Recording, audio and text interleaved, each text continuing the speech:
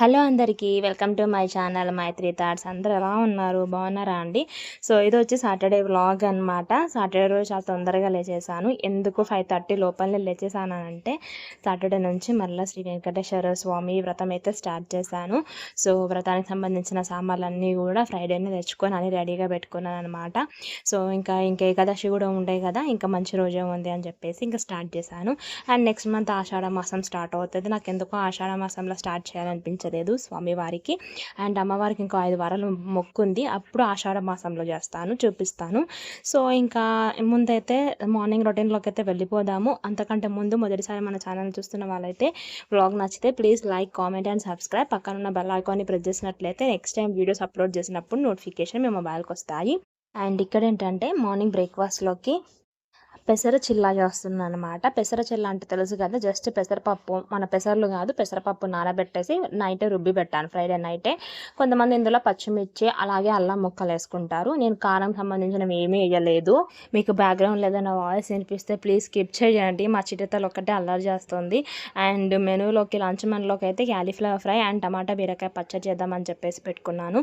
So ఎందుకంటే టమాటా బీరకాయ పచ్చడి చేస్తే అట్లాగే పెసర చిల్లాలోకి అయిపోతుంది, ఇటు రైస్లోకి అవుతుంది, వేడి అన్నంలో పచ్చడి వేసుకొని తింటే బాగుంటుంది కదా. సో క్యాలీఫ్లవర్ వేపుడు అయితే నేను షార్ట్లో షేర్ చేస్తాను. అండ్ టమాటా బీరకాయ పచ్చడి వ్లాగ్లో షేర్ చేస్తాను. మొదలైతే పాలు పెట్టేశాను అనమాట. సో పెసర చిల్లాలో నేను పచ్చిమిర్చి అల్లం మీ ఇష్టం ఉంటే వేసుకోండి, లేకపోతే లేదు. ఒక 3-4 గంటలు నానబెట్టుకుంటే సరిపోతుంది. ఇంకా రుబ్బేసుకున్న తర్వాత అందులోకి ఉప్పు, కొంచెం షుగర్ వేసినట్లయితే మంచి కలర్ వస్తాయి. ఏ దోశలైనా ఏ అట్లయినా ఎందులో అయినా సరే కొంచెం షుగర్ వేసినట్లయితే ఆ అరోమా టేస్ట్ చాలా బాగుంటుంది. అండ్ దాంతో పాటుగా నేను కొంచెం ధనియాల పొడి, జీలకర్ర పొడి కూడా వేసేసి మిక్స్ చేసి పెట్టేస్తాను అనమాట, పసుపు కూడా. సో అది పక్కన పెట్టేసుకొని ఎటువంటి ఫర్మెంటేషన్ ఏం చేయాల్సిన అవసరం ఏం లేదు. అండ్ నేను బయట మొదలైతే బయట మొత్తం కడిగేసాను. ఏదైనా వ్రతము, పూజలు స్పెషల్గా చేసుకున్న రోజు ఇంటూ బయట కూడా కడుగుతాను. జనరల్గా వీక్లీ 2 టైమ్స్ కడుగుతాము. సో సాటర్డే కూడా కడిగేసుకున్నాను అనమాట. కడిగేసుకొని స్టవ్ మీద ఏదైనా పెట్టి తర్వాత మిగతా పనులను చేసుకుంటూ ఉంటాను. ప్యారలల్గా ఇది అయిపోవాలి, ఆ పని అయిపోవాలి అని చెప్పేసి ఇంకా స్టవ్ ఆన్ చేసుకొని టమాటా బీరకాయ పచ్చడి పోపుకి అయితే వేసేస్తున్నాను. మరోవైపు పాలు అయితే కాగుతున్నాయి. సో స్టవ్ ఆన్ చేసుకొని నూనె వేసుకొని కొద్దిగా జీలకర్ర వేసేసుకొని పచ్చిమిర్చి అలాగే కట్ చేసి పెట్టుకున్న బీరకాయ ముక్కలు అలాగే టమాటా ముక్కలు ఇవన్నీ వేసుకోవాలి. సో గిన్నె నిండా అయింది కానీ పచ్చడికి ఇంతంతనే అవుతుంది. సో మూత పెట్టేసుకొని మంచిగా మగ్గనిచ్చేసుకోవాలి. ఈ లోపల ఇల్లు క్లీన్ చేద్దామని ఇల్లు పనికైతే వెళ్ళిపోతున్నాను. సో చాలా రోజులు గ్యాప్ తీసుకున్నాను. గ్యాప్ అంటే ఏప్రిల్లో అనుకుంటే లాస్ట్ వెంకటేశ్వర స్వామి, మార్చ్ ఏప్రిల్ గుర్తు రావట్లేదు, వెంకటేశ్వర స్వామి వ్రతం కంప్లీట్ చేసుకున్నాను. అండ్ నేను సంవత్సరానికి 2 సార్లు వెంకటేశ్వర స్వామి పూజ చేసుకుంటాను. ఏంటంటే టోటల్గా 7 వారాలు, ఒక వారం వడ్డీ కింద కలుపుకొని 8 వారాలు చేస్తామన్నమాట. సో 8 వారాలు అంటే నాకు 4 నెలలు టైం పడుతుంది. ఎందుకంటే నాకు మంత్లీ 2 వీక్సే అవుతుంది. ఇంకా 2 వీక్స్ వచ్చేసి పీరియడ్స్ ప్రాబ్లం వలనో లేకపోతే ఇంకేదైనా ప్రాబ్లమ్స్ వల్లనో నేను ఆ 2 వీక్స్ స్కిప్ చేయాల్సి వస్తుంది. నార్మల్గా పర్ మంత్కి 4 సాటర్డేస్ వస్తాయి కదా, 4 శనివారాల్లో ఒక వీక్ పడకపోయినా మిగతా 3 శనివారాలు వేసుకున్నా కూడా 2.5 నెలలు అవుతాయి. కానీ 3.5 నెలల నుంచి 4 నెలలు పడుతుంది. సరే ఎంత టైం అయిందని ఇంపార్టెంట్ కాదు, కంప్లీట్ చేశానా లేదా సక్సెస్ఫుల్గా అనేది ఇంపార్టెంట్. సో తొలి ఏకాదశి ఉంది. అలాగే మళ్ళీ మనసుకు నాకు ఎందుకు అనిపించింది, చేసుకోవాలనిపించి చేసుకున్న రోజు చాలా ప్రశాంతంగా అనిపిస్తూ ఉంటుంది. సో భక్తిభావంతో మునిగిపోతూ ఉంటాం ఆ రోజంతా కూడా. అంటే నేను దగ్గర వెంకటేశ్వర స్వామి ఏడిశన వ్రతం స్టార్ట్ చేసి దగ్గర 4 ఏళ్ళు కావస్తుందండి. 2021లో అనుకుంటే స్టార్ట్ చేశాను. నాకు కరెక్ట్గా గుర్తు రావట్లేదు కానీ ఆ టైంలో 21 కరోనా తర్వాతనే అనుకుంటా స్టార్ట్ చేశాను. సో 3 ఇయర్స్ అయితే కంపల్సరీగా అయితే అయ్యింది. ప్రతి ఇయర్ 2 సార్లు అయితే పూజ కంప్లీట్గా చేసుకుంటాను. సో టోటల్గా 8 వారాలు, ఇంకొక వారం ఎక్స్ట్రా వడ్డీ చేయాలనిపిస్తే చేస్తాను. స్వామివారికి వడ్డీ ప్రీతి కాబట్టి వడ్డీ కింద ఎన్ని వారాలలో చేసుకోవచ్చు. కానీ 7 వారాల వ్రతం అంటే 7 వారాలు వడ్డీ కింద ఎక్స్ట్రా 8 వారము. ఈ మధ్యన ఇంకొక ఎక్స్ట్రా వారం కూడా చేస్తాను, 9 వారాలు చేస్తున్నాను. అది నా ఇష్టం కొద్దీ చేసుకుంటున్నాను. ఆ వారం ఏదైనా చేయాలనిపించినప్పుడు చేసుకుంటానన్నమాట. సో వెంకటేశ్వర స్వామి పూజలో మెయిన్గా గుర్తుపెట్టుకోవాల్సింది ఏంటంటే అలంకరణ అండి. స్వామివారికి అలంకరణ అంటే చాలా ప్రీతి, చాలా మక్కువ అంట. అలాగే స్వామివారికి బెల్లంతో చేసిన నైవేద్యాలు కానీ, చక్కెర పొంగల్, తర్వాత ఇది దద్దోజనము, లడ్డు, మెయిన్గా తిరుపతి లడ్డుగా పెడతారు కదా, లడ్డు ఇవన్నీ ఇష్టం. నాకు ఎప్పుడో అనిపిస్తూ ఉంటుంది ఎప్పుడైనా లడ్డు చేసి పెడితే బాగుండు, కానీ నాకు లడ్డు రెసిపీ అస్సలు చేయడం రాదు. ఒకసారి నేను ఇంట్లో ట్రై చేశాను కానీ సక్సెస్ఫుల్గా ఫెయిల్ అయిపోయాను ఆ రెసిపీలో. నాకు లడ్డు అంటే చాలా ఇష్టం. మమ్మీ వచ్చినప్పుడు నాకు లడ్డు చేసి పెడుతుంది, మమ్మీ వాళ్ళకి అయితే లడ్డు చేసి పెడుతూ ఉంటుంది. సో అది పక్కన పెట్టినట్లయితే కనీసము దద్దోజనం కూడా స్వామివారికి ఇష్టం అంట. ఈసారి అనుకుంటున్నాను నేను 2 రకాలు, అంటే జనరల్గా ప్రతి వారం బెల్లంతో చేసిన పదార్థాలు చేస్తూ ఉంటాను. ఈ వారం అయితే ఫస్ట్ వారం ఎప్పుడు స్టార్ట్ చేసినా ఫస్ట్ బెల్లం పరమాన్నం చేస్తాను. కానీ కొంచెం సేపు అయినాక మధ్యాహ్నం మా ఫ్రెండ్ ఫోన్ చేసింది. తను మాట్లాడుతూ ఏం చెప్పిందంటే, ఏకాదశి రోజు బియ్యంతో చేసిన నైవేద్యాలు స్వామివారికి పెట్టొద్దంట అని చెప్పేసి అన్నదనమాట. ఇదంతా పూజ కంప్లీట్ అయిపోయింది. సో గుడికి వెళ్ళొచ్చాను, ఆఫ్ ద అయిపోయింది అని చెప్పేసి చాలా బాధపడ్డాను. సో అపార్ట్ ఫ్రమ్ దట్ నేను ఓన్లీ పరమాన్నం ఒకటే పెట్టలేదు, పండు పెట్టాను, చలిమిడి పెట్టాను, షుగర్ పెట్టాను. సో ఇవన్నీ నైవేద్యాలు స్వామివారికి పెట్టాను. వాటితో పాటుగా బెల్లం పరమాన్నం పెట్టాను అని చెప్పి నా మనసుకు నేనే నచ్చ చెప్పుకొని ఇంకా నేను ముందుకైతే వెళ్ళాను. మనకు తెలియక తప్పు చేస్తే స్వామి దేవుడు కూడా ఏమని అన్నారు, మనమే అనుకుంటాం. మనకి అన్ని అనుమానాలు ఉంటూ ఉంటాయి. ఇది చేసి తప్ప, అది చేసి తప్ప, దేవుడు మన కోపడతాడు, అదేమన్నా ఏమైనా అంటాడా, ఏమైనా అనుకుంటాడా అని మనమే అనుకుంటూ ఉంటాము. సో దేవుళ్ళు మనని భూమి మీద తీసుకొచ్చినందుకు మనం కావాలని శిక్షించరు. పూర్వజన్మల పాప పుణ్యాల సుకృతమే అనుకోవాలి ఏదైనా సరే, మంచి చెడులు. ఇంకా పక్కన పెట్టినట్లయితే నా ఇల్లు క్లీనింగ్ అంతా కంప్లీట్ అయిపోయింది. సో నేను ఇల్లు తుడిచే లోపల బీరకాయ అండ్ టమాటా ముక్కలు కూడా మంచిగా మగ్గిపోయాయి. తర్వాత అందులోకి వేయవలసిన ఇంగ్రీడియంట్స్ అన్నీ కూడా యాడ్ చేస్తున్నాను. పసుపు, సాల్ట్, వెల్లుల్లిపాయ రెబ్బలు, ఆ తర్వాత కొంచెం చింతపండు, ఇవన్నీ వేసేసుకొని బాగా మిక్స్ చేసుకొని మరో 10 నిమిషాలు లో ఫ్లేమ్లో మంచిగా దగ్గర పడేంత వరకు ఉడికించుకోవాలి. సో ఇది మంచిగా దగ్గర పడిపోయిందండి బీరకాయ టమాటాలు. కొంతమంది నువ్వులు లేదా పల్లీలు ఫస్ట్ కొద్దిగా వేయించుకొని వాటిని గ్రైండ్ చేసుకున్న తర్వాత వీటిని వేస్తారు. అది నేను వేరే షాప్లో పెడతాను, అలా కూడా ట్రై చేశాను. బట్ రెగ్యులర్గా పల్లీ పచ్చడి తిని బోర్ కొట్టేస్తుంది. మా వాళ్ళకేమో పల్లీ పచ్చడి ఇష్టం, నాకేమో బీరకాయ టమాటా పచ్చడి ఇష్టం. దోశలకైనా అట్లకైనా స్పెసిఫిక్గా రాగితో కొర్రతో చేసే రెసిపీస్ ఉంటాయి కదా, మిల్లెట్స్తో చేసే రెసిపీస్కి పల్లి చట్నీ కంటే కూడా ఇలా టమాటా చట్నీ కానీ, పుదీనా చట్నీ కానీ, బీరకాయ చట్నీ కానీ ఇవే బాగుంటాయి. వాళ్ళకి అర్థం కాదు. సరే వాళ్ళకి ఇష్టం ఉన్నది అది, నాకు ఇష్టం ఉన్నది ఇది చేసుకుంటాను. కానీ ఈరోజు సాటర్డే నాకు చాలా పనులు ఉండేసరికి ఇంకా ఒకటే చట్నీ చేశాను. అండ్ రైస్లోకి టిఫిన్లోకి 2 కూడా 2 in 1 అవుతుంది అని చెప్పేసి ఇది కంప్లీట్గా ఉడికిపోయింది. ఇంకా చల్లగా వరకు పక్కన పెట్టేసి గ్రైండ్ చేసుకొని ఇంకా పోపు చేసుకోవడమే. మరోవైపు అయితే క్యాలీఫ్లవర్ ఫ్రై కోసము క్యాలీఫ్లవర్ ముక్కల్ని కొంచెం ఉడకబెట్టుకుంటున్నాను. సో ఈ క్యాలీఫ్లవర్ ఫ్రైలో నేను కొంచెము ఆలు ముక్కలు కూడా వేస్తాను. క్యాలీఫ్లవర్ కొద్దిగా తక్కువైంది అనుకోండి, ఆలు ముక్కలతోని కంబైండ్ అయిపోయి కొంచెం కూర ఎదుగుతుంది, టేస్ట్ కూడా బాగుంటుంది. ఈ కర్రీ అన్నంలో కంటే కూడా చపాతీలోకి సూపర్గా ఉంటుంది. మస్ట్ అండ్ షుడ్గా ట్రై చేయండి. దీన్ని సపరేట్ షార్ట్గా పెడతాను మన ఛానల్లో. సో జనరల్గా రోజు కూడా నేను జీరా వాటర్ తీసుకుంటాను. ఫాస్టింగ్ చేసిన రోజు నేను జీరా వాటర్ తాగాను, ఓన్లీ చాయ్ ఒకటే తాగుతాను. ఫస్ట్ అయితే చాయ్ కడుపులో పడాలి, చాయ్ కడుపులో పడకపోతే ఏ పని కాదు. సో ఫస్ట్ చాయ్ తాగేసాను, పచ్చడి అయిపోయింది, రైస్ అయిపోయింది. ఇంకా అట్లు పోసేసి వీళ్ళకి క్యాలీఫ్లవర్ ఫ్రై చేసి బాక్సులు కట్టి వీళ్ళని పంపించేస్తే నేను ఫ్రెష్ అప్ అయిపోయి దీపారాధన చేసేసుకోవడమే. అండ్ ఫైనల్లీ వంట కంప్లీట్ అయిపోయింది, ఇల్లు పనులన్నీ కంప్లీట్ అయిపోయాయి, బాక్సులు కట్టేసాను అండ్ టిఫిన్ కూడా అయిపోవచ్చింది. సో ఈ పెసర చిల్ల అనేది వెయిట్ లాస్ రెసిపీ కూడా చెప్పుకోవచ్చు అండి. సో జనరల్గా వెయిట్ లాస్ అవుదాం అనుకునే వాళ్ళు ఏ రకాల ఫుడ్ తినాలి అని చెప్పి చాలామంది అనుకుంటూ ఉంటారు. ఇది డెఫినెట్గా ట్రై చేయాల్సిన రెసిపీ, చాలా బాగుంటుంది. వేడి వేడిగా అట్లు, దానిలోకి tomato chutney super combination, must and షుడ్గా ట్రై చేయండి. ఆ తర్వాత నేను వెంకటేశ్వర స్వామి పూజ చేసుకునే రోజు జనరల్గా ఫ్రైడే కడపలు కడుక్కుంటాను. ఇంకా స్వామివారి పూజ చేసే రోజు ఒక్క కడపైనా కడిగేసుకొని మళ్ళీ ముగ్గులు వేసుకొని ఇంటి ముందు ముగ్గులు వేసేసుకుంటాను.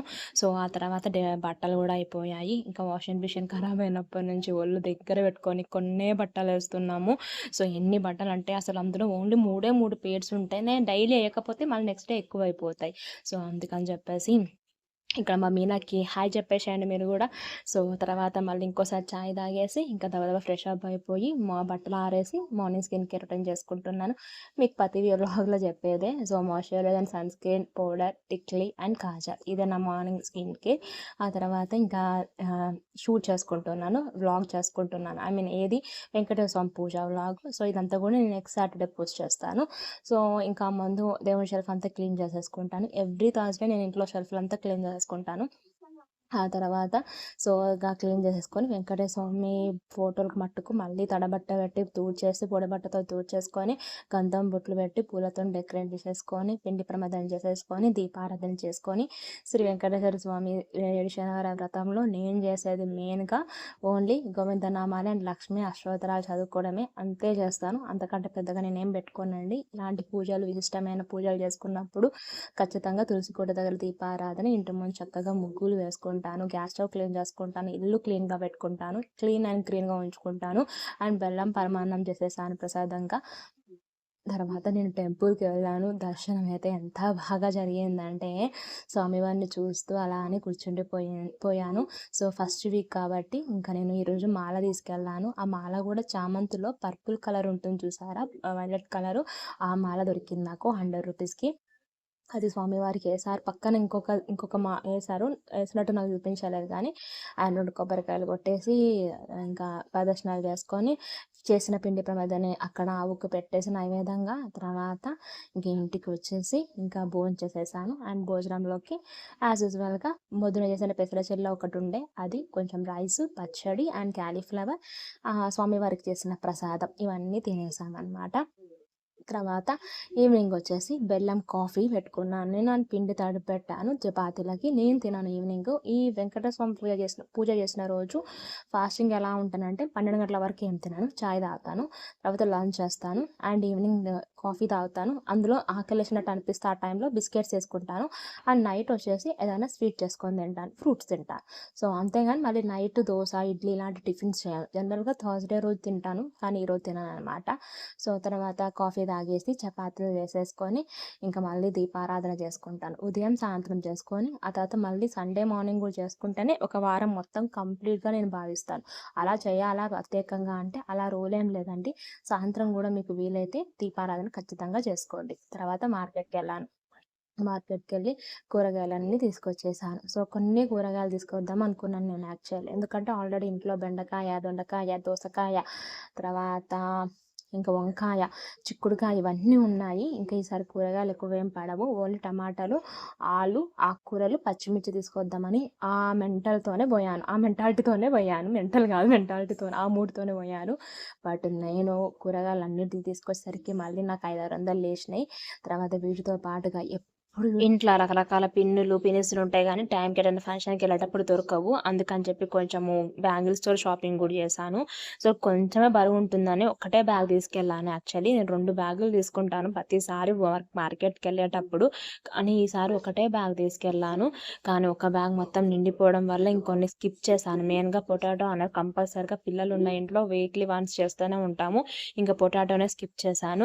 ఇంకా ఏమేమి కూరగాయలు తీసుకొచ్చేసానంటే ఆకుకూరలు చేశాను కొన్ని. ఇందులో ఆకుకూరలు కూడా కొత్తిమీర, కరివేపాకు ఉందని ఓన్లీ పుదీనా, పాలకూర, మెంతికూర తీసుకొచ్చాను. మెంతికూర పరాటా చేద్దామని చెప్పేసి. సో ఇవన్నీ కూడా కట్ చేసి పెట్టేసుకుంటే వారం మొత్తం కూడా మంచిగా అప్పటికప్పుడు తీసి శుభ్రంగా కడిగి కర్రీలలో, కూరలలో వేయవచ్చు అని చెప్పి కట్ చేసి పెట్టుకుంటాను. అలాగే బీరకాయ, టమాటా కూడా 2 కిలోలు తీసుకొస్తాను కానీ ఈసారి 1 కిలో తీసుకొచ్చాను. And beetroot compulsory weekly once beetroot chapati చేసుకుంటాము. తర్వాత నిమ్మకాయలు 30 రూపాయలకి నాకు ఇన్ని నిమ్మకాయలు ఇచ్చారండి. సో వెయిట్ లాస్ కోసం కూడా మంచిగా నిమ్మకాయ రసం చేసుకొని తాగుదామని అనుకుంటున్నాను. అండ్ క్యాప్సికమ్, నెక్స్ట్ వచ్చేసి స్వీట్ కార్న్ తీసుకున్నాను. ఇవి 50 రూపాయలకి 3 ఇచ్చారు. ఇక్కడే బరువు ఎక్కువ అయిపోయింది నాకు. సో ఈసారి స్వీట్ కార్న్తో ఒక రెసిపీ చేద్దామని చెప్పి తీసుకొచ్చాను అనమాట. సో యూట్యూబ్ కోసం ఇన్ని ప్రయత్నాలు చేస్తూ ఉంటాను. ఏదో ఒక్కడన్నా క్లిక్ అవుతుంది, వీడియో బాగుంటుంది, తొందరగా అవుతుంది అని చెప్పేసి ఏదో ఆశ అనమాట. ఆ తర్వాత డ్రాగన్ ఫ్రూట్స్, ఈసారి ఫ్రూట్స్ కూడా తీసుకున్నాను. 110 రూపీస్కి 3 ఫ్రూట్స్ ఇచ్చారు, డ్రాగన్ ఫ్రూట్స్. సో అవి కూడా తీసుకున్నాను. నెక్స్ట్ కోతాపరి మామిడి పండ్లు అమ్ముతున్నారు మార్కెట్లో. చాలా మామిడి పండ్ల సీజన్ అయిపోయినా కూడా ఈ కోతాపరి అమ్ముతుంటే నాకు ఎందుకో దాన్ని చూడగానే నోరు ఊరిపోయింది, క్రేవింగ్స్ వచ్చేసాయి. అందుకని అది తీసుకున్నాను. అండ్ మోరంగడ్డ కూడా తీసుకున్నాను. ఈ వీక్ కొద్దిగా వెయిట్ లాస్ చేద్దామని అనుకుంటున్నాను. ఎంతవరకు వర్కౌట్ అవుతుందో తెలియదు. సో చాలా వరకు ఫుడ్ మానేసి వెజిటేబుల్స్, ఫ్రూట్స్ తీసుకుందామని చెప్పేసి ఇవన్నీ తీసుకుంటున్నాను అనమాట. సో అండ్ వీటితో పాటుగా రబ్బర్ బ్యాండ్లు, tip top pins and hooks తీసుకున్నాను. ఏమైనా వాల్కి పెట్టడానికి. ఇంకా షెల్ఫ్లు అయిపోయాయి, ఇంకా వాల్స్కి వచ్చేసినాము. షెల్ఫ్లు అంతా నింపేసినాము. ఇంకా వాల్స్లో కూడా హుక్స్ పెట్టి ఏదైనా వేస్తానమాట, హ్యాంగింగ్ వేస్తాను. సో ఇలాంటివి ఆల్రెడీ ఒక సెట్ తీసుకుంటే ఒకటేమో వాష్రూమ్లో పెట్టినా, ఒకటేమో మా బ్లూటూత్ ఉంటేగా చెవులో పెట్టుకునే పుల్లలు అది పెట్టి పెట్టిన అండ్ ఒకటి వచ్చేసి నా చిట్టి తల్లి బ్యాగ్ ఉంటుంది, స్కూల్ బ్యాగ్, దానికి వేసిన. ఇప్పుడు మళ్ళీ ఎక్స్ట్రా 3 తీసుకుని అది 30 రూపాయలు. సో ఇప్పుడు ఈ కొడి పెట్టేసి దానికి మా హస్బెండ్ బ్యాగ్ పెట్టేసిన, మన లంచ్ బాక్స్ బ్యాగ్. సో షెల్ఫ్లు అయిపోయినాయి, గొడవలకు వచ్చేసామా అని చెప్పి మా హస్బెండ్ కామెంట్ చేస్తున్నారు. అండ్ ఈసారి నేను బనానాతో కూడా ఒక రెసిపీ చేస్తూ చూపిస్తాను. సో అన్ని పనులు చేసేసుకొని దీపారాధన చేసుకొని మార్కెట్కి వెళ్ళి వచ్చేసరికి 7 అయిపోయింది. నేను మార్కెట్ షార్ట్ కూడా పెట్టాను మన ఛానల్లో. సో వచ్చాక కొంచెం సేమియా చేశాను. సో ఈవినింగ్ స్వీట్ తీసుకుంటాను నైట్ పూట. సో పచ్చి కొబ్బరి చాలా ఉండే, ఇంట్లో కొట్టిన కొబ్బరికాయ, గుడిలో కొట్టిన 2 కొబ్బరికాయలు ఉండే. సో కొంచెం మంచిగా కొబ్బరి ముక్కలు, బాదం, కాజు, నెయ్యి వేసి మంచిగా పాలు అన్నీ మంచిగా నిండుగా పోసుకొని సేమియా పాయసం చేశాను. చక్కెర ఎంత అవాయిడ్ చేద్దామన్నా ఇంకా దాని జోలికి మనము అది లాగుతూ ఉంటుంది మనల్ని. బెల్లం వేసినంత టేస్ట్గా, చక్కెర వేసినంత టేస్ట్గా బెల్లం వేస్తూ ఉండదండి. సో చపాతీలు అండ్ సేమియా మా వాళ్ళు తినేసారు. సో నేను మాత్రం సేమియా తినేసాను. అండ్ ఫైనల్లీ ఆకుకూరలు ఉంటే ఆకుకూరలు కూడా టైం ఉంది కదా అని చెప్పేసి అన్నీ చక్కగా కట్ చేసి పెట్టేశాను. కొత్తిమీర, పుదీనా, మెంతికూర, పాలకూర, కరివేపాకు. సో ఇలా కట్ చేసుకుంటే సగం పని ఇక్కడ అయిపోతుంది తెలుసా అండి. చాలా తొందరగా అయిపోతూ అనిపిస్తూ ఉంటుంది కూరగాయల కట్టింగ్లో.